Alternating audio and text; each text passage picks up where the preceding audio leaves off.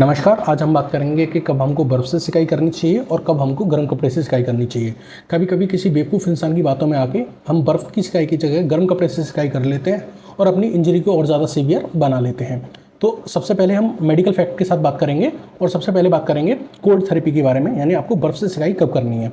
तो अगर आपके इमीडिएट इंजरी हुई है, यानी कि हाल में ही चोट लगी हुई है या फिर चोट को लगे हुए 24 से 48 घंटे ही हुए हैं और जहां आपको चोट लगी है वहां आपको इन्फ्लेमेशन देखने को मिल रहा है। इन्फ्लेमेशन मतलब वहाँ आपको रेडनेस देखने को मिल रही है, वहाँ आपको स्वेलिंग देखने को मिल रही है और वहाँ एरिया में हीट देखने को मिल रही है।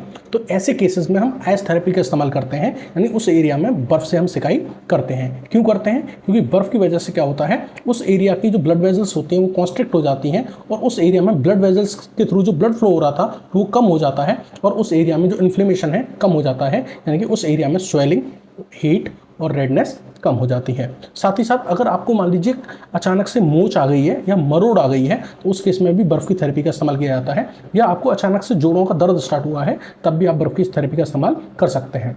अब हम बात करते हैं हॉट पैक्स के बारे में कि आप गर्म कपड़े से सिकाई कब करते हैं। तो हॉट पैक का इस्तेमाल तब किया जाता है जब आपकी कोई पुरानी इंजरी हो, आपकी कोई ओल्ड इंजरी हो और उसमें आपके दर्द स्टार्ट हो गया है, तब आप हॉट पैक्स का इस्तेमाल करते हैं। साथ ही साथ अगर आपकी बॉडी में कहीं अकड़न आ गई है, कहीं स्टिफनेस आ गई है, हार्डनेस आ गई है, जैसे कि आपकी गर्दन में अकड़न आना या आपकी कमर में अकड़न आना, तो उस केसेस में हम क्या करते हैं, हॉट पैक्स का इस्तेमाल करते हैं, गर्म कपड़े की सिकाई का इस्तेमाल करते हैं। क्योंकि हॉट पैक्स क्या करता है, उस एरिया में ब्लड सर्कुलेशन को बढ़ा देता है और साथ ही साथ क्या करता है, उस एरिया की जो मसल्स हैं उनको रिलैक्स करता है, उनकी स्टिफनेस को रिलीज़ करता है और उस एरिया का जो टिश्यू है उसकी इलास्टिसिटी को बढ़ा देता है। इस तरीके से वो आपकी जो टिश्यू में अकड़न आई थी उसको क्या कर देता है, हील कर देता है। इसलिए हम हॉट पैक्स का इस्तेमाल इस जगह करते हैं।